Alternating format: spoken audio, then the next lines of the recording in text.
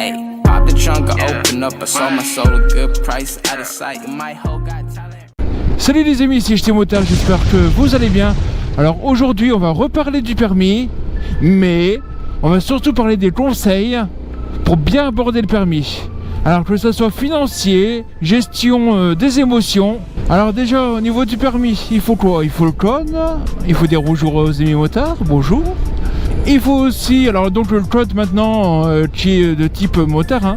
Il faut bien sûr être majeur, il faut prévoir un peu d'argent pour le permis en lui-même. Donc le prix de base il me semble, alors selon les régions, selon les auto-écoles de base, moi c'était 1100 €. La facture peut être un peu plus salée si vous avez des difficultés à l'avoir du premier coup. Alors moi je me souviens, j'ai mis 5 fois pour avoir le plateau. Donc j'ai repris des leçons en plus, donc il m'est revenu à 1900 €. Donc 800 € de plus. Donc c'est pour ça, si vous êtes un peu juste pour passer le permis, attendez d'avoir un peu plus d'argent pour vraiment être sûr.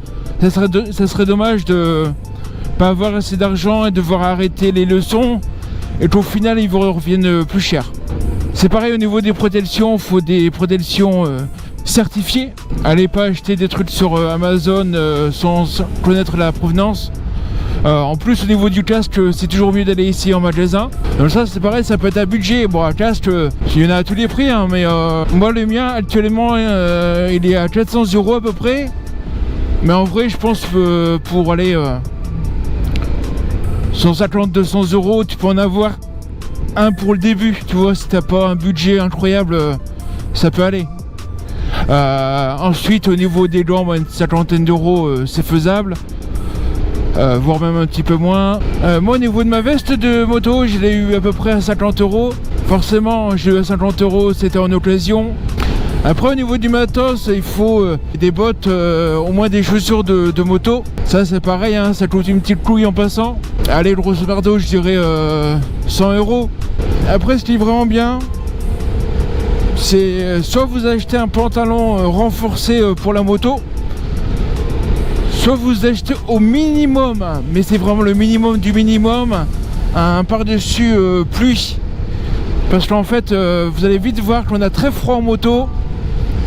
Et que si vous n'avez pas si vous n'avez pas un vêtement qui empêche la pluie de rentrer, vous allez avoir très vite froid. Personnellement, j'ai pris des leçons, je me souviens plus très bien, mais c'était vers le mois de janvier, donc il faisait froid. J'ai déjà eu la route plusieurs fois gelée, même des leçons annulées à cause du froid.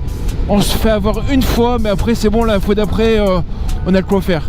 Alors ce qui peut être bien, c'est si vous voulez pas prendre absolument des gants hiver, parce que vous avez peur de ne pas avoir ces sensations.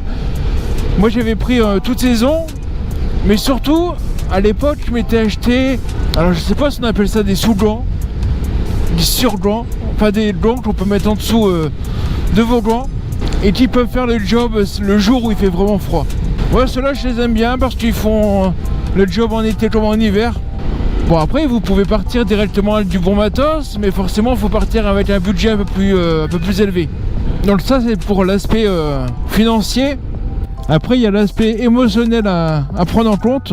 Donc j'en ai parlé dans ma dernière vidéo, ou l'avant-dernière, je sais plus vraiment. J'ai eu du mal à passer mon plateau, donc forcément ça c'était la deuxième vidéo. Donc j'avais eu du mal à passer mon plateau au niveau du stress et tout. En plus j'étais un peu plus jeune, un peu de mal à gérer mes émotions. Alors je dis j'étais plus jeune, mais moi mon moniteur m'avait bien dit qu'il y avait des personnes de 45-50 ans qui passaient le permis de moto. C'était le même stress, hein. Donc si vous avez cet âge-là, vous voyez la vidéo et que vous êtes dans l'optique de passer le plateau, c'est pas vous qui êtes bizarre, non, vous êtes comme tout le monde, vous avez des émotions, vous êtes humain. Et donc même cette vidéo est spécialement faite pour vous au final. Parce qu'au niveau des émotions, comme je l'avais dit pour la vidéo du plateau, je m'étais mis dans une bulle. Le jour où j'ai réussi, je m'étais mis dans une bulle.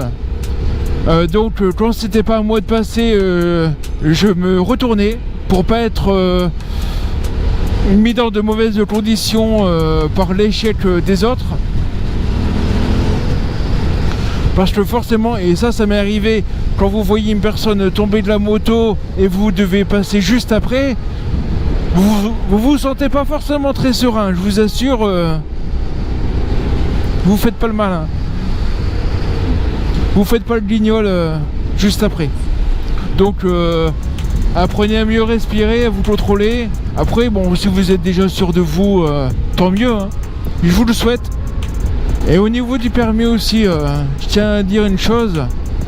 Même si vous êtes à l'aise en moto, même si vous avez déjà conduit une 50 avant ou un scooter, vous êtes à l'aise sur un deux roues, ne mettez pas de côté les petites fiches.